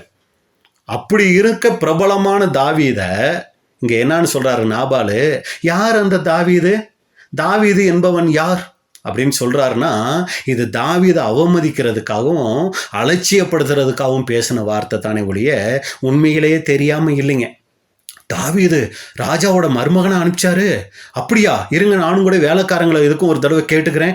ஏப்பா அப்படியா ஆடுலாம் மேய்ச்சாங்க, அப்படின்னா என்னென்ன இருக்குதோ எல்லாம் கொடுத்து விடுங்க. இதுதான் நல்ல குணம் உள்ள மனுஷன் சொல்ற வார்த்தை. ஆனால் இந்த நாபால் என்ன தெரியுங்களா பண்ணுறாரு?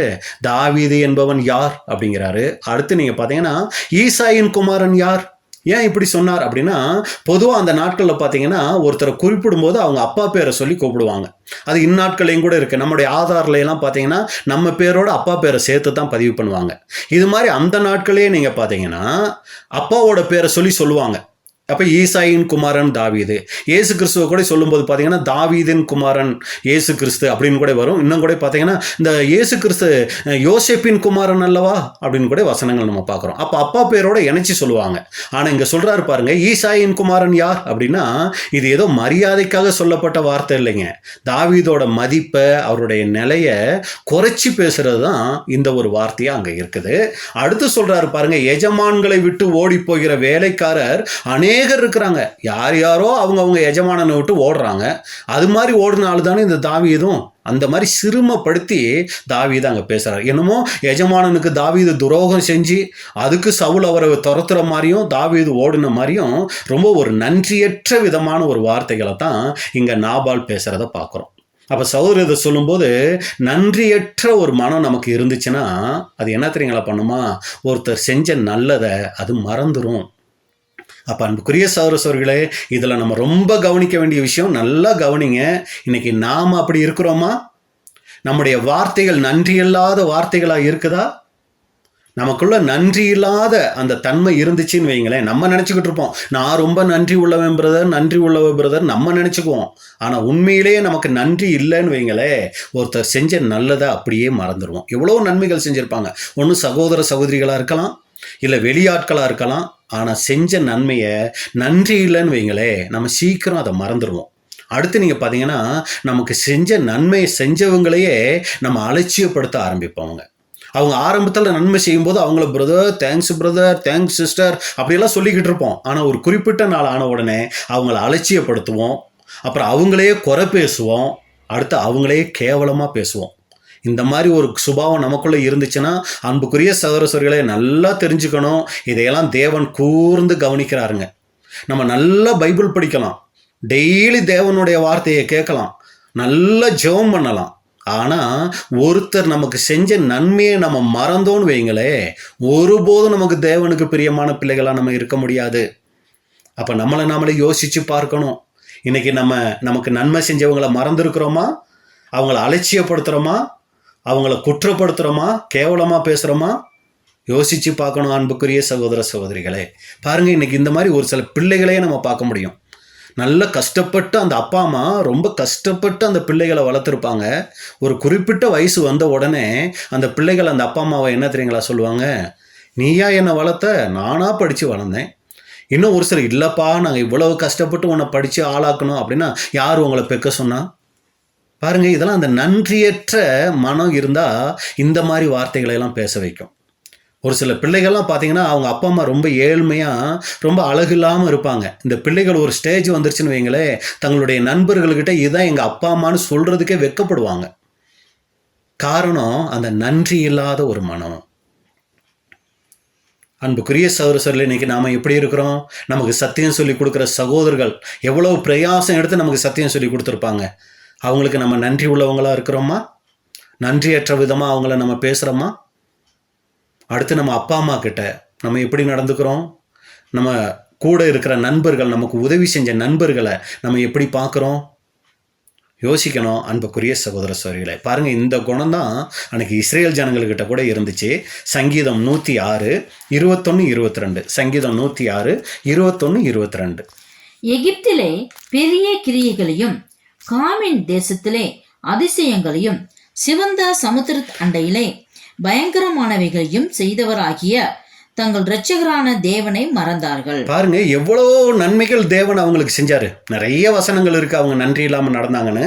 இந்த வசனம் பாருங்க, எகிப்திலே பெரிய கிரியைகளையும் காமின் தேசத்திலே அதிசயங்களையும் சிவந்த சமுத்திர தண்டையிலே பயங்கரமானவைகளையும் செய்தவராகிய தங்கள் இரட்சகரான தேவனை மறந்தார்கள். எகிப்துல ரொம்ப கஷ்டப்பட்டுட்டு இருக்கிறாங்க. ஆண்டவரே எங்களை பாருங்க அப்படின்னு சொல்லி பயங்கரமா சத்தம் போடுறாங்க. வசனம் சொல்லுது, அவங்க கூக்குரல் தேவ சமூகத்தை போய் எட்டிச்சான். பரலோகத்துல போய் அவங்க கூக்குரல் தேவனை எட்டிச்சான். ஐயோ, இப்படி என் ஜனங்கள் படுகிற பாடுகளை உபத்திரவங்களை பார்க்கவே பார்த்தேன் அப்படின்னு சொல்லி தான் என்ன பண்றாருன்னா மோசையை அனுப்பிச்சு அவங்களை அங்கிருந்து மீட்டெடுக்கிறார். எவ்வளோ பெரிய உதவி அது. காமின் தேசத்திலே அதிசயங்களும் பார்க்குறோம் இல்லைங்களா. அந்த காமின் தேசம் எதுன்னு சொல்லி பார்த்தீங்கன்னா எகிப்து தேசத்துக்கு இன்னொரு பேர் காமின் தேசம். எப்படி பிரதர் நீங்க சொல்றீங்க அப்படின்னா சங்கீதம் 78:51. சங்கீதம் 78:51. எகிப்திலே தலைச்சன்கள் அனைத்தையும் காமின் கூடாரங்களிலே அவர்களுடைய பலனில் முதல் பலனான யாவரையும் அழித்து. பாத்தீங்களா, அந்த முதற் பலனான உங்களை அழிச்சாங்கல்ல எகிப்து தேசத்துல. எகிப்தியருடைய முதற் பலன்கள்லாம் செத்து போச்சே, அதை இங்க சொல்லும் போது காமின் கூடாரம்னு வசனம் சொல்லுது. சங்கீதம் 105:23. சங்கீதம் 105:23. அப்பொழுது இஸ்ரவேல் எகிப்திற்கு வந்தான், யாக்கோபு காமின் தேசத்திலே பரதேசியா இருந்தான். பாத்தீங்களா, அந்த எகிப்து தேசத்துல பரதேசியா இருந்தாங்க இல்லைங்களா, அதைத்தான் இங்க சொல்லுது காமின் தேசத்திலே பரதேசியா இருந்தான்னு சொல்லி. 27வது வசனம், இவர்கள் அவர்களுக்குள் அவருடைய அடையாளங்களையும் காமின் தேசத்திலே அற்புதங்களையும் செய்தார்கள். அப்ப அன்புக்குரிய சகோதர சகோதரிகளே, கானான் தேசம்ங்கிறது இவங்க வந்தது, காமின் தேசங்கிறது எகிப்து தேசத்துல இவங்க இருந்ததை அங்க சங்கீதங்கள்ல சொல்லி இருக்கிறத நம்ம பார்க்கிறோம். அப்ப எகிப்து தேசத்துல அவ்வளோ காரியங்கள் செஞ்சு தேவன் கூட்டிக்கிட்டு வந்தா கூட கொஞ்சம் கூட அந்த இஸ்ரேல் ஜனங்களுக்கு என்ன இல்லாம போயிடுச்சு தெரியுங்களா? நன்றி உணர்வு இல்லாம போயிடுச்சு. அப்ப அன்புக்குரிய சகோதர சகோதரிகளை, நம்மளை நாமளே கேட்க வேண்டிய கேள்வி, நமக்கு உதவி செஞ்சவங்களை இன்னைக்கு நாம நினைவுல வச்சிருக்கிறோமா? தேவன் நமக்கு செஞ்ச நன்மைகளுக்காக தினமும் நம்ம நன்றி சொல்றோமா? நம்மளுடைய வார்த்தைகள் நன்றி உணர்வை காட்டக்கூடியதா இருக்குதா, இல்லை குறையே பேசக்கூடியதா இருக்குதா? நம்மக்கிட்ட நன்றி இல்லாத மனம் இருக்கா, நன்றி உள்ள மனம் இருக்காங்கிறத அன்புக்குரிய சகோதர சகோதரிகளே நாம் சிந்திச்சு பார்க்கணும். அப்போ இந்த நாபால் பார்த்தீங்கன்னா நன்றி உணர்வு இல்லாததுனால தாவீது செஞ்ச அவ்வளோ பெரிய நன்மையை என்ன தெரியுங்களா பண்ணிட்டாரு, மறந்துட்டாரு. அடுத்து இந்த நாபால் இந்த மாதிரி நன்றி இல்லாமல் இருக்கிறதுக்கு காரணம் என்ன தெரியுங்களா? அவருக்குள்ள இருந்த பெருமை. நாபாலுக்கிட்ட இருந்த பெருமை தாவீது செஞ்ச நன்மையை என்ன தெரியுங்களா பண்ணிருச்சு, சுத்தமா மறக்க வச்சிருச்சுங்க. இன்னைக்கு நம்மளும் கூட ஒருத்தர் செஞ்ச நன்மையை மறக்கிறோம்னா அதுக்கு பின்னாடி முக்கியமான ஒரு குணம் நமக்குள்ள வந்திருக்கும். என்ன தெரியுங்களா? பெருமை. அந்த பெருமை வரும்போது தான் இன்னொருத்தவங்க நமக்கு செஞ்ச நன்மையை நம்ம மறந்துடுவோங்க. இங்க பாருங்க, நாபாலுக்கு எப்படி பெருமை இருந்துச்சுன்னா அவர் சொன்ன வார்த்தையிலே அதை நம்ம பார்க்கிறோம். 1 சாமுவேல் 25:11 வசனம். 1 சாமுவேல் 25:11. நான் என் அப்பத்தையும் என் தண்ணீரையும் என் ஆடுகளை மயிர் கத்திருக்கிறவர்களுக்காக நான் அடித்து சமையல் பண்ணுவித்ததையும் எடுத்து இன்ன எடுத்தார் என்று நான் அறியாத மனுஷனுக்கு கொடுப்பேனோ என்றான். நல்ல அந்த வசனத்தை கவனிங்க. நான் என் அப்பத்தையும் என் தண்ணீரையும் என் ஆடுகளை மயிர் கத்தரிக்கிறவர்களுக்காக நான் அடித்து சமையல் பண்ணுவித்ததையும் எடுத்து இன்னை இடத்தார் என்று நான் அறியாத மனுஷருக்கு கொடுப்பேனோ. பாருங்க, அவருக்குள்ள இருந்த பெருமை. இந்த வார்த்தைகளை பாருங்க எப்படி வெளிப்படுதுன்னா, நான் என் அப்பத்தையும் என் தண்ணீரையும் என் ஆடுகளை நான் அடித்து இன்னை இடத்தார் என்று நான் அறியாத மனுஷருக்கு கொடுப்பேனோ. நான் என் ஏதாங்க அவருக்குள்ள இருந்த அந்த பெருமையின் வெளிப்பாடு. சரிங்களா? இன்னொரு வகையில் சொல்லணும்னா நாபாலுக்குள்ள இருந்த அகங்காரம் அப்படின்னு சொல்லலாம். இந்த பெருமை அகங்காரம் அவருக்குள்ள இருந்ததுனால எல்லாத்தையும் என்னுடையதுங்கிறாருங்க. ஆனால் இவ்வளவு ஆடுகள், இந்த சொத்தெல்லாம் கொடுத்தது யாரு? தேவன். ஏதோ ஒரு புறஜாதி மனுஷன் சொன்னா கூட பரவாயில்லைங்க, இவர் ஒரு இஸ்ரேலன். இப்படி இருக்க காலேபின் சந்ததியார், தேவனை வழிபடக்கூடிய ஒரு மனுஷன் எல்லாம் என்னது நான் அப்படின்னு சொல்றாருன்னா இது அவருக்குள்ள இருந்த பெருமை. தேவன் தான் இதையெல்லாம் கொடுத்தாருங்கிறத அவர் மறந்துட்டாரு. அடுத்து இன்னைக்கு இத்தனை ஆடுகளுக்கு மயிர் கத்தரிக்கிறாரே, இதுக்கு காரணம் யாரு? தாவீதும் அவருடைய ஊழியக்காரங்களும் இந்த ஆடுகளை பாதுகாத்ததுனால தான் இத்தனை ஆடுகளுக்கு அவர் மயிர் கத்தரிச்சிட்டு இருக்கிறாரு. அப்ப தாவீது செஞ்ச அந்த உதவிகளையும் கூட என்ன பண்ணிட்டாருன்னா அங்க மறந்துட்டாரு. காரணம் அவருக்குள்ள இருந்த பெருமை. அன்புக்குரிய சகோதர சகோதரிகளே, நமக்குள்ள பெருமை வரும்போது நமக்கு உதவி செஞ்சவங்களை நம்ம மறப்போம். உதவி செஞ்சவங்களை மட்டும் இல்லைங்க, ஆண்டவரையே நம்ம மறக்கக்கூடியவங்களாக மாறிடுவோம். அதனால தான் தேவன் என்ன தெரியுங்களா பண்ணார் இஸ்ரேல் ஜனங்களுக்கு, நான் உங்களை கானான் தேசத்துக்கு கூட்டிகிட்டு போவேன், அந்த கானான் தேசத்துக்கு போன உடனே உங்களில் வசதி வந்துச்சுன்னா நீங்கள் என்ன மறந்துடுவீங்க, ரொம்ப ஜாக்கிரதையாக இருங்க, வசதி வரும்போது நான் ஏன் அப்படிங்கிற வார்த்தையெல்லாம் பேசிடாதீங்க, அது என்னை கோவப்படுத்துங்கிறத முன்கூட்டியே சொல்லி வச்சாருங்க. பாருங்கள், உபாகமம் 8ஆம் அதிகாரம் 17-18. உபாகமம் 8:17-18. என் சாமர்த்தியமும், பாருங்க, நீங்க ஊருக்கு போன உடனே நீங்க என்ன பேசிடக்கூடாது, என் சாமர்த்தியமும் என் கைபலனும் இந்த ஐஸ்வர்யத்தை எனக்கு சம்பாதித்தது என்று நீ உன் இருதயத்தில் சொல்லிக் கொள்ளாமலும் இருக்க எச்சரிக்கையா இருந்து. ரொம்ப எச்சரிக்கையாயிரு. இது என்ன கோவப்படுத்துற ஒரு விஷயம் என்ன அப்படின்னா, ஏன் சாமர்த்தியம், ஏன் கைபலன், இந்த ஐஸ்வர்யத்தை எனக்கு சம்பாதித்ததுன்னு நீ என்ன பண்ணாத, உன் இருதயத்துல கூட சொல்லிக்காத. ரொம்ப எச்சரிக்கையாயிரு. உன் தேவனாகிய கர்த்தரை நினைப்பாயாக. எது உனக்கு வந்தாலும் உடனே ஆண்டவருக்கு நன்றி செலுத்து. ஆண்டவரே, இது நீங்க இல்லாம எனக்கு கிடைக்கல அப்படின்னு சொல்லி உன் தேவனாகிய கர்த்தரை நினைப்பாயாக. அவரே உன் பிதாக்களுக்கு ஆணையிட்டு கொடுத்த தம்முடைய உடன்படிக்கையை உறுதிப்படுத்தும்படி இந்நாளில் உனக்கு உண்டாயிருக்கிறது போல ஐஸ்வர்யத்தை சம்பாதிக்கிறதற்கான பலனை உனக்கு கொடுக்கிறார். அவர் ஆபிரகாம் மற்றும் ஈசாக்கு, யாக்கோபு முற்பிதாக்களுக்கு சொல்லி இருந்தாரு, உன் சந்ததியை நான் அப்படி ஆசீர்வதிப்பேன்னு சொல்லி. அந்த சொன்னதுனால இந்நாளில் உனக்கு உண்டாயிருக்கிறது போல ஐஸ்வர்யத்தையும் சம்பாதிக்கிறதுக்கான பலனையும் அவர் உனக்கு கொடுக்கிறார். அப்பவே சொல்லி வச்சுட்டாருங்க நியாயப்பிரமாணத்தில், இந்த மாதிரி ஜனங்களுடைய மனநிலை மாறும்னு சொல்லி. அப்போ அன்புக்குரிய சொல்லி இதில் நமக்கு என்ன பாடம்னா, இன்னைக்கு கொஞ்சம் சத்தியம் தெரிஞ்சிருச்சா போதுங்க, நமக்கு கொஞ்சம் தேவனுடைய காரியங்களை கற்றுக்கிட்டா போதும். மற்ற கிறிஸ்தவங்களை நம்ம பேசுகிறோம் பாருங்க, ஒரு சில வார்த்தைகள் அதெல்லாம் தேவனுடைய மனசை ரொம்ப துக்கப்படுத்தக்கூடிய வார்த்தைங்க. ஒருபோதும் நமக்கு கிடைச்சிட்ட சத்தியத்துக்காக எந்த ஒரு சத்தியம் தெரியாத கிறிஸ்தவங்களாக இருக்கட்டும், மற்றவங்களாக இருக்கட்டும், யாரையும் நம்ம கேவலமாக பார்த்துடக்கூடாதுங்க.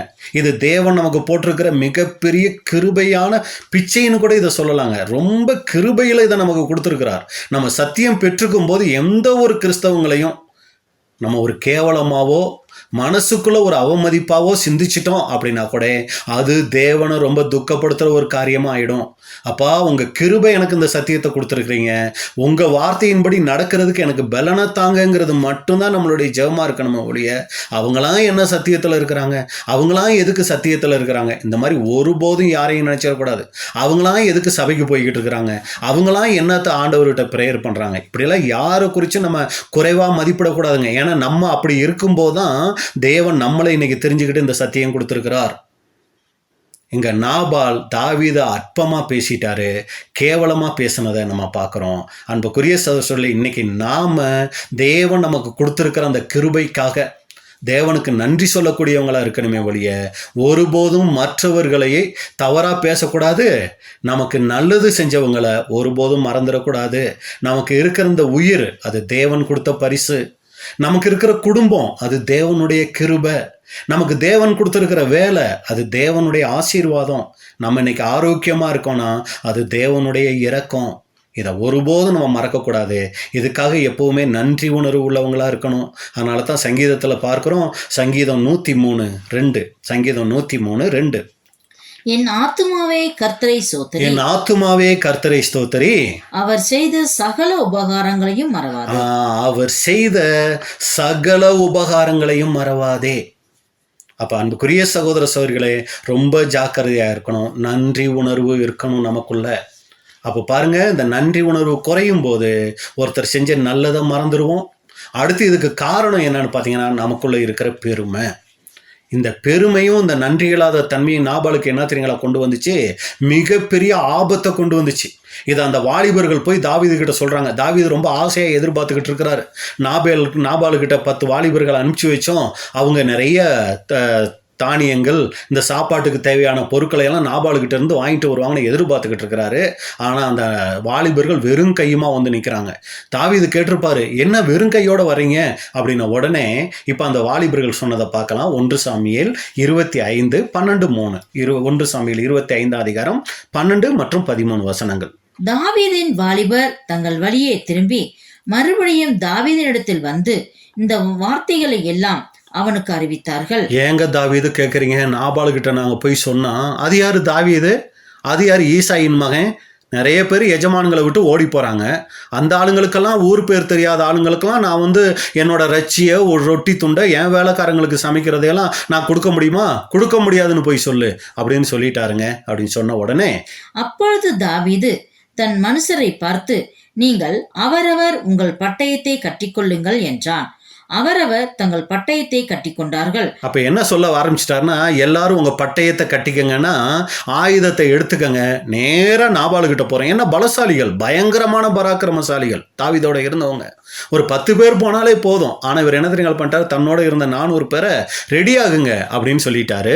சொன்ன உடனே இது மட்டும் தாவீது சொல்லலைங்க, வெறும் யுத்தத்துக்கு போற மாதிரி அவங்கள புறப்பட மட்டும் சொல்லலை. பாருங்க தாவீது சொன்ன இதுக்கு பின்னாடி தாவீது பேசின வார்த்தைகள் 1 சாமுவேல் 25 அதிகாரம் 21, 22. ஏன்னா அந்த இடத்துல பதிவு செய்யல, பின்னாடி அது பதிவு பண்ணியிருக்கு. 1 சாமுவேல் 25, 21 மற்றும் 22. தாவீது தன் ஜனங்களை நோக்கி, அவனுக்கு வனாந்தரத்தில் இருக்கிறது எல்லாம் வீணாகவே காப்பாற்றினேன். அவ்வளவு கஷ்டப்பட்டு நைட்டு பகலா முழிச்சு அந்த ஆடுகளை காப்பாற்றணும், அதெல்லாம் வீணா போச்சு. அவனுக்கு உண்டானதில் எல்லாம் ஒன்றும் காணாமல் போனதில்லை. அவர் ஒரு 500 ஆடு கொண்டு வந்திருந்தாருன்னா, 3000 ஆடு 1000 வெள்ளாடு கொண்டு வந்திருந்தா ஒண்ணு கூட அதுல காணாம போகல. என்றாலும் நன்மைக்கு பதிலாக அவன் எனக்கு தீமை செய்தான். பாருங்க, அண்டர்லைன் பண்ண வேண்டிய விஷயம், நன்மைக்கு பதிலாக அவன் எனக்கு தீமை செய்தான் அப்படிங்கிறாரு.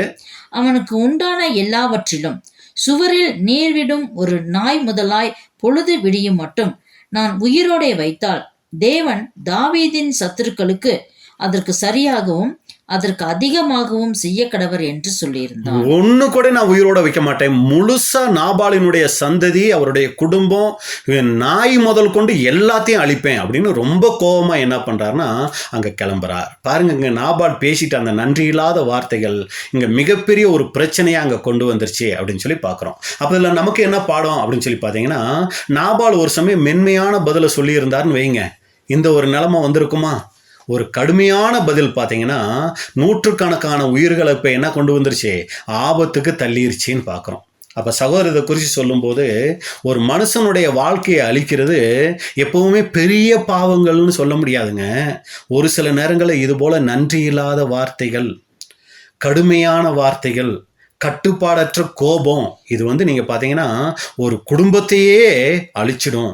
நல்ல குடும்பம் தான், நல்ல கணவன் மனைவி பிள்ளைகள் தான். ஆனால் அந்த குடும்பத்தில் இது போல நன்றி இல்லாத தன்மைகள் வந்தா கணவன் எவ்வளவோ அந்த குடும்பத்துக்காக கஷ்டப்படுவார். ஆனால் பார்த்தீங்கன்னா ஒரு சின்ன தவறு குடும்பத்தில் செஞ்சிருவார். உடனே இந்த மனைவிகள் பேசுகிற பேச்சு பார்த்தீங்கன்னா அந்த கணவன் அப்படியே சீர்குலைஞ்சு போயிடுவாருங்க. அதே மாதிரி அந்த மனைவி காலையிலேருந்து சாயங்காலம் வரைக்கும் அவ்வளோ கஷ்டப்படுவாங்க குடும்பத்துக்காக.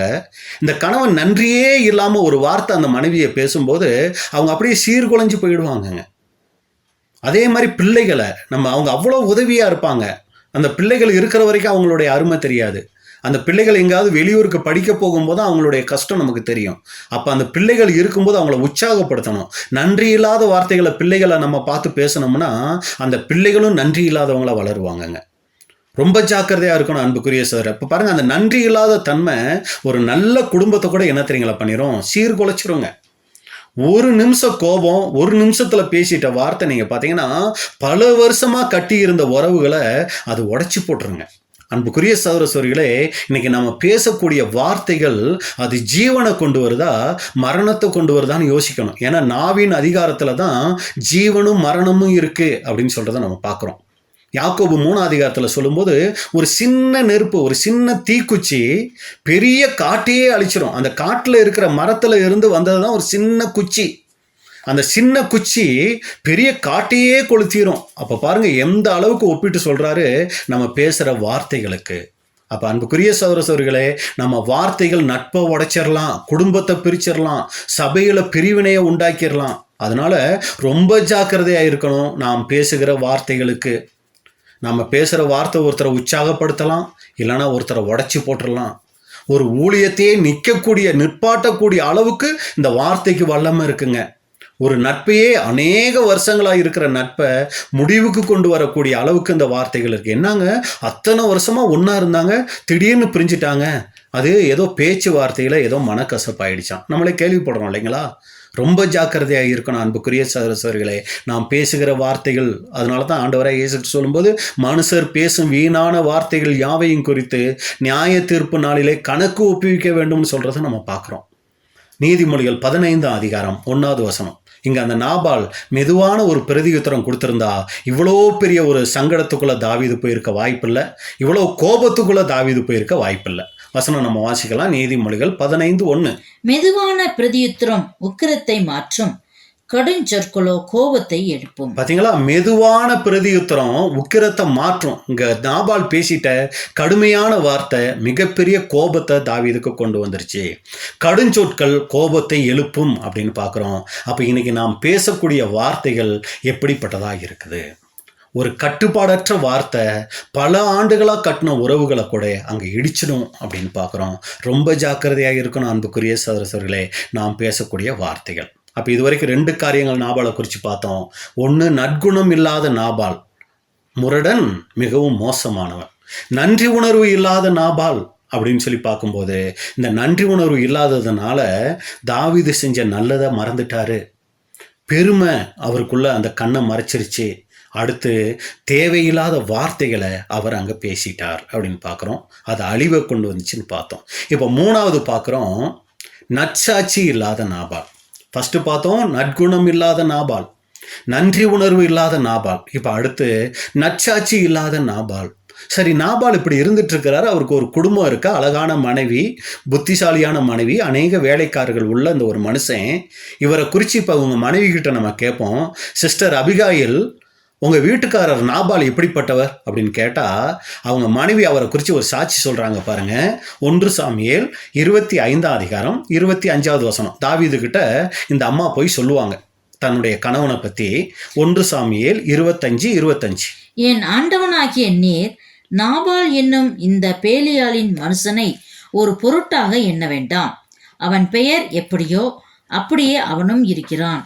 அவன் பெயர் நாபால், அவனுக்கு பைத்தியமும் இருக்கிறது. எவ்வளவு மோசமான வார்த்தை பாருங்க. இந்த அம்மா தன்னுடைய கணவனை பற்றி சொல்றாங்க, என் எஜமானனே, ஒன்றுக்கும் உதவாத அந்த நாபால் பேசியதையெல்லாம் பெரிதாக எடுத்துக்கொள்ளாதீர்கள்.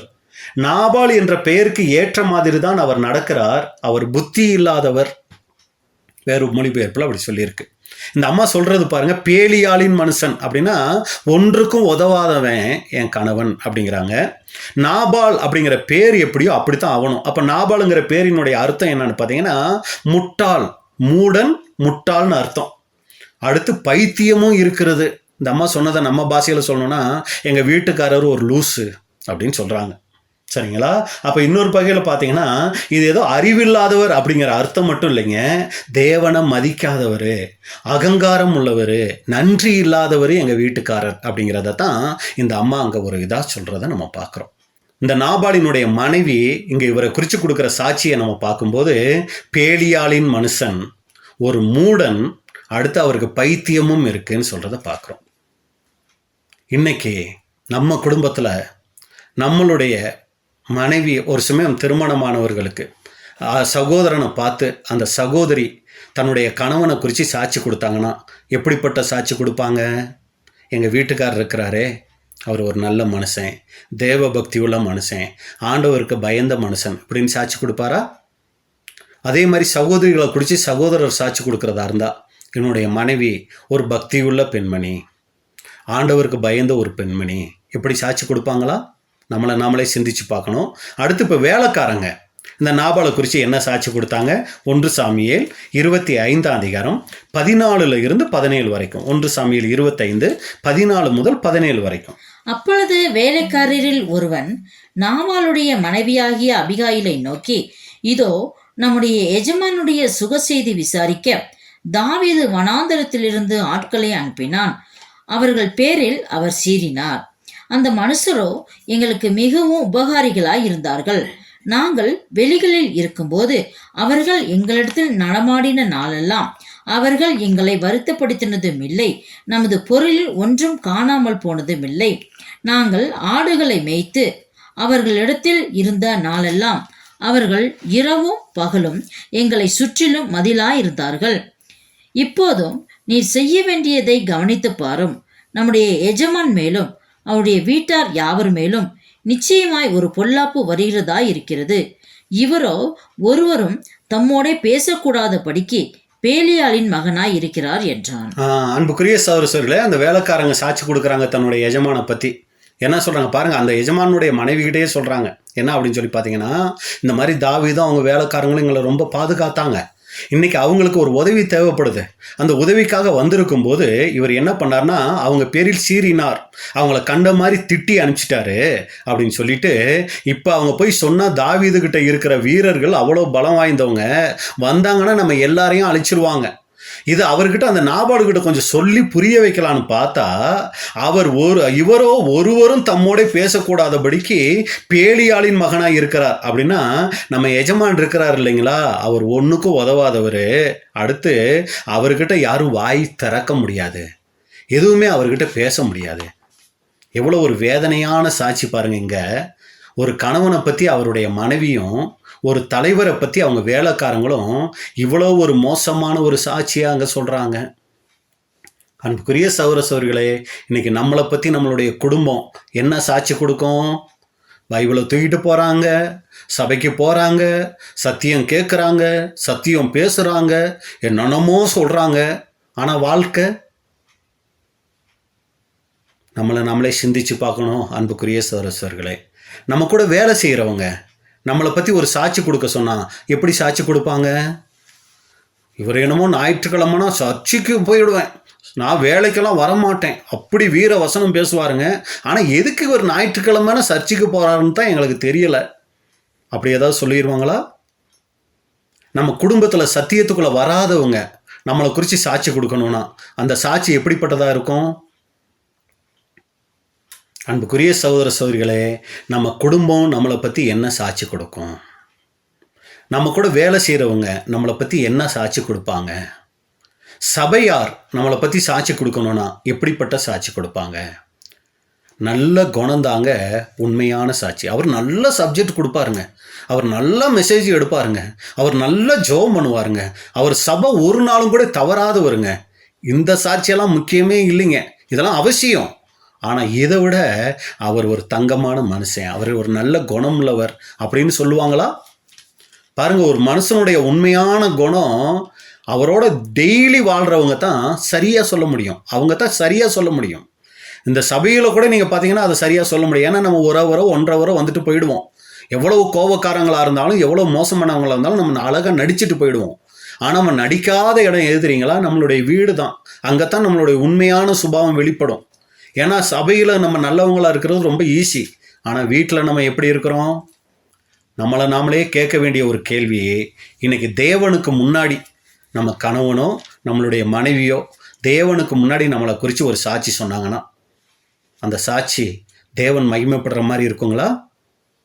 நம்ம பிள்ளைகள் நம்மளை குறித்து சாட்சி கொடுத்தாங்கன்னா அந்த சாட்சி தேவன் மகிமைப்படுற மாதிரி இருக்குமா? நான் அடிக்கடி சொல்கிற ஒரு வருத்தமான விஷயம் என்ன தெரியுங்களா? சத்தியத்துக்குள்ளே வந்த சகோதர சகோதரிகள் சத்தியத்துக்குள்ளே வராத அப்பா அம்மாவை சரியாக பார்க்கறது இல்லைங்க.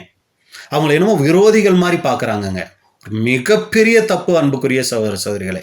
இன்னைக்கு அவங்க இப்படி ஒரு சாட்சி நம்மளை பற்றி கொடுப்பாங்களா? சத்தியத்தில் இருக்கிற நம்மளை பார்த்து ஒரு சமயம் சத்தியத்துக்குள்ளே வராத அப்பா அம்மாவாக இருந்தால் அவங்க என் பிள்ளைகள் கடவுள் போல என்னை பார்க்குறாங்கன்னு சொல்லுவாங்களா? இல்லைங்க, அவங்க கல்யாணம் ஆணி போனதுக்கப்புறம் என்னை கண்டுக்கிறதே இல்லைன்னு சொல்லுவாங்களா? நன்றி உணர்வு அன்புக்குரிய சகோதர சகோதரிகளே ரொம்ப முக்கியம். நமக்கு உலகம் நம்ம பேசுகிறத கேட்கும். சகோதர சகோதரிகள் நம்ம பேசுகிற வார்த்தைகளை கேட்டு பிரதர் அருமையாக பேசுகிறாரு, சகோதரி நல்லா ஊழியம் செய்கிறாங்கன்னு சொல்லலாம். ஆனால் நம்முடைய வாழ்க்கை தாங்க நம்ம யாருங்கிறத முடிவு பண்ணக்கூடியதாக இருக்குது. நம்ம வாழ்கிற வாழ்க்கை அது எப்படிப்பட்டதாக இருக்குது. கடைசியாக அந்த நாபால்கிட்ட பார்த்து முடிக்கிறோம். நியாய தீர்ப்பை சந்தித்த நாபால். இப்படிப்பட்ட நல்ல குணம் இல்லாத, நன்றி உணர்வு இல்லாத, நற்சாட்சி இல்லாத நாபாலுக்கு தேவன் கொடுக்கிறார் ஒரு நியாய தீர்ப்பு. நியாய தீர்ப்பை சந்தித்த நாபால். 1 சாமுவேல் 25 36 38 வரைக்கும் மேலே இருக்க வசனங்களில் நீங்கள் பார்த்தீங்கன்னா இந்த வேலைக்காரங்க அபிகாயில் கிட்ட சொல்லிட்டாங்க, இந்த மாதிரி நம்ம எஜமான நம்மளை எல்லாரையும் தாவீது வந்து கொல்ல போகிறாருன்னு.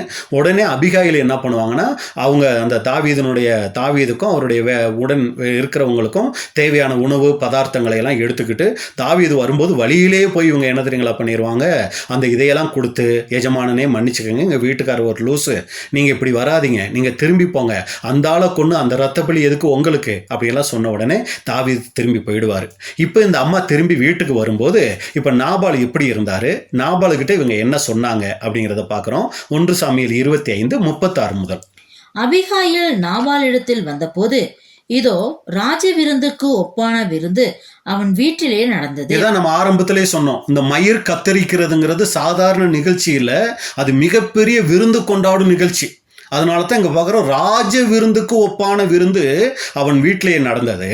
அவன் இருதயம் களித்திருந்தது. ரொம்ப சந்தோஷமா இருக்கிறார் நாபால். அவன் மிகவும் வெறுத்தும் இருந்தான். நல்லா தண்ணி அடிச்சு ரொம்ப போதையில இருக்கிறாரு. ஆகையால் பொழுது விடியும் மட்டும் சிறிய காரியமானாலும் பெரிய காரியமானாலும் ஒன்றையும் அவனுக்கு அறிவிக்கவில்லை. இப்ப அவருக்கு என்ன சொன்னாலும் அவர் மண்டையில ஏறாது. அதனால என்ன பண்ணிட்டாங்க, அபிகாயில் அமைதியா இருந்துட்டாங்க, எதுவுமே சொல்லல. பொழுது விடிந்து நாபாலின் வெறி தெரிந்த பின்பு அவன் மனைவி இந்த வர்த்தமானங்களை அவனுக்கு அறிவித்தாள். இப்ப நாபாலினுடைய மப்பெல்லாம் இறங்குனதுக்கு அப்புறம் இப்ப அந்த அம்மா என்ன பண்றாங்க அப்படின்னா, நாபாலுக்கிட்ட போயிட்டு இந்த மாதிரி நீங்க சொல்லி அனுப்பிச்சிட்டீங்க, தாவீது இந்த மாதிரி வந்தாரு, நான் வழியில போய் இந்த மாதிரி இதையெல்லாம் கொடுத்து அவரை சமாதானப்படுத்தி அனுப்பிச்சு வச்சுட்டேன் அப்படின்னு சொன்ன உடனே அப்பொழுது அவன் இருதயம் அவனுக்குள்ளே செத்து அவன் கல்லை போலானான். அப்படியே ஒரு மாதிரி அப்படியே இதாகி உட்கார்ந்துட்டார் அவரு. கர்த்தர் நாபாலை வாதித்ததினால் ஏறக்குறைய 10 நாளைக்கு பின்பு அவன் செத்தான். இங்கதான் ரொம்ப கவனிக்கணுங்க வசனத்தை. கர்த்தர் நாபாலை வாதித்ததினால் அப்படின்னா என்ன அர்த்தம், நாபாலுக்குள்ள தேவன் என்ன பண்ணிட்டாரு, ஒரு துக்கத்தை கொடுத்துட்டாரு. அப்ப என்ன ஆயிடுச்சு, ஐயோ இப்படி பண்ணிட்டனே, ஐயோ இப்படி பண்ணிட்டனே, இப்படியே நினைச்சே அவர் என்ன தெரியுங்களா பண்ணிட்டாரு, 10 நாளுக்கு அப்புறம் செத்துருக்கிறாரு. ஏங்க அந்த 10 நாள் ஆண்டவர் டைம் கொடுத்துருந்தாரே, கொஞ்சம் மனம் திரும்பி இருக்கலாம்ல, என்ன பண்ணியிருக்கலாம் அந்த 10 நாளில், ஐயோ அபிகாயில் நான் தப்பு பண்ணிட்டேன், நான் போய் தாவீதை போய் பார்த்து நான் மன்னிப்பு கேட்டு என்ன பண்ணுறேன், நான் சரியாயிக்கிறேன் அப்படின்னு சொல்லி இவர் திருந்தி இருக்கலாம் இல்லைங்களா. ஆனால் பாருங்க, அந்த 10 நாள் வாதித்தாலும் என்னதான் குற்ற உணர்வு வந்தாலும் மனம் திரும்பணுங்கிற எண்ணம் கொஞ்சம் கூட வரலை இந்த நாபாலுக்கு. நாபால் என்ன நினச்சிக்கிட்டு இருந்தாருன்னா, நான் ரொம்ப பெரிய ஆள், என்னை யாரும் எதுவும் கேட்க முடியாது, என் சொத்தை நான் சம்பாதிச்சது நான் விரும்பின மாதிரி பயன்படுத்துவேன் அப்படின்னு அவர் நினச்சிக்கிட்டு இருந்தார். இந்த எண்ணம் தான் அவரை வீழ்ச்சிக்குள்ளே கொண்டு போச்சு. அப்போ இதில் நமக்கு என்ன பாடம்னா, நமக்குள்ள பெருமை அகங்காரம் இருந்துச்சுன்னு வைங்களே, யார் என்ன ஆலோசனை கொடுத்தாலும் நம்ம கேட்க மாட்டோம். நம்ம என்ன தவறு செஞ்சாலும் அந்த தவறை மற்றவங்க சுட்டி காமிச்சா ஒத்துக்கவே மாட்டோம். அடுத்து எந்த ஒரு சூழ்நிலையும் மன்னிப்பு கேட்கணுங்கிற மனசு நமக்கு வரவே வராது. நம்ம தேவனை விட நம்மளை உயர்வாக நிறைய நேரங்களை என்ன தெரியுங்களா நினச்சிருவோம், ஏன் ஆண்டவர் எனக்கு இப்படி செய்கிறாரு, நான் என்ன அப்படி செஞ்சிட்டேன் அப்படின்னு ஆண்டவரோட நம்மளை உயர்வாக நினைக்கிறவங்களா மாறிடுவோம். அடுத்து நன்றி உணர்வு நமக்கு கொஞ்சம் கூட இருக்காது. அன்புக்குரிய சகோதர சகோதரிகளே, பாருங்க, இதைத்தான் நாபால்கிட்ட பார்க்குறோம். அந்த வேலைக்காரங்க கூட சொல்றாங்க பாருங்க, இவர் ஏதாவது சொன்னா கேட்கக்கூடிய மனநிலையில இல்லை, ஆலோசனையை கேட்கக்கூடிய மனசு இல்லை, தப்பு செஞ்சால் அதை ஒத்துக்கக்கூடிய மனசு இல்லை. ஒத்துருக்கலாமே, 10 நாள் ஆண்டவர் டைம் கொடுத்தாரு தானே, அந்த 10 நாளில் கொஞ்சமாச்சும் உணர்ந்துருக்கலாம் இல்லைங்களா, போய் தாவீது கிட்ட மன்னிப்பு கேட்டிருக்கலாம்ல. எதுவுமே இவருக்குள்ள அங்கே நடக்கலைன்னு பார்க்குறோம். அன்புக்குரிய சகோதர சகோதரிகளே, நாம இது போல இருந்துடக்கூடாதுங்கிறதுக்கு தான் இந்த நாபாலினுடைய பாடம் நமக்கு ரொம்ப ஒரு எச்சரிக்கையாக அங்கே இருக்குது. நமக்குள்ள பெருமை இருந்தால் நம்மளும் யார் நமக்கு ஆலோசனை சொன்னாலும் கேட்க மாட்டோம். நம்ம என்ன தவறு செஞ்சாலும் ஒத்துக்க மாட்டோம்.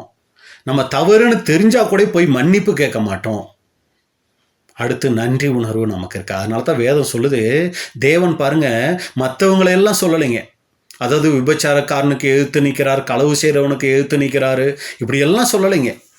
பெருமை உள்ளவர்களுக்கு எதிர்த்து நிற்கிறாருன்னா, பெருமை நமக்குள்ளே வந்தால் இது போன்ற சுபாவங்கள் எல்லாம் அங்கே வந்துடும் அப்படின்னு பார்க்குறோம். அப்போ இங்கே நாபால் செஞ்சது பெரிய கொலையோ கொள்ளையோ கிடையாதுங்க. அவர்கிட்ட இருந்த நன்றி உணர்வு இல்லாத ஒரு தன்மை. பெருமை நிறைஞ்ச கடுமையான வார்த்தைகள், மூடத்தனமான அணுகுமுறை, இதுதான் அவரை என்ன பண்ணுச்சுன்னா அங்கே அழிவின் பாதைக்கு அங்கே கொண்டு போயிடுச்சு. அப்போ அன்புக்குரிய சகோதரர்களே, இதை குறித்து சகோதரர்கள் சொல்லும்போது, சாத்தான் ஒரு மனுஷனை அழிக்க தொடங்குறது முதலாவது அவருடைய இருதயத்தில் தானுங்களாம். இருதயத்தில் அப்படி பெருமையை கொண்டு வந்துட்டாலே போதும், அதுக்கப்புறம் அவங்க கடுமையான வார்த்தைகள் பேசக்கூடியவங்களா, சரிங்களா, நன்றி இல்லாதவங்களா, மற்றவங்க உறவுகளை உடைக்கக்கூடியவங்களா, வாழ்க்கையே சிதறக்கூடியவங்களா அவங்க ஆயிடுவாங்க.